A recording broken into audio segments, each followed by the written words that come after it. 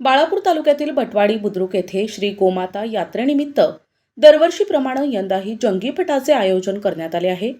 गेल्या 128 वर्षांपासून सुरू असलेल्या या परंपरेत यंदा 2 लाख रुपयांची लूट होणार असून उद्या सायंकाळी आमदार नितीन देशमुख यांच्या हस्ते बक्षीस वितरण होणार आहे.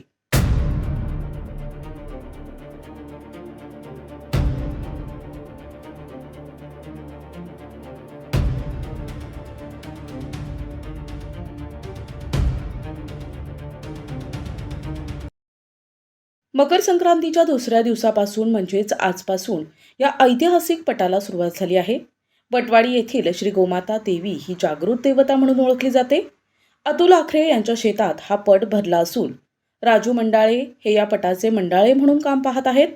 उद्या दिवसभर हा पट चालणार असून यामध्ये गटगुडी, ताजी आणि वरली हे प्रकार बंद ठेवण्यात आले आहेत. या जंगीपटासोबतच 63,000 रुपये इनामाचे कबड्डीचे दणदणीत सामने देखील आयोजित करण्यात आले आहेत.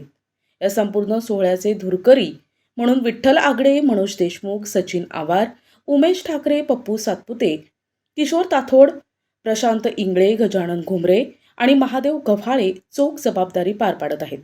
उद्या सकाळी 5 वाजता या पटाचा समारोप होणार असून या परंपरेचा आनंद घेण्यासाठी भाविकांनी मोठी गर्दी केली आहे.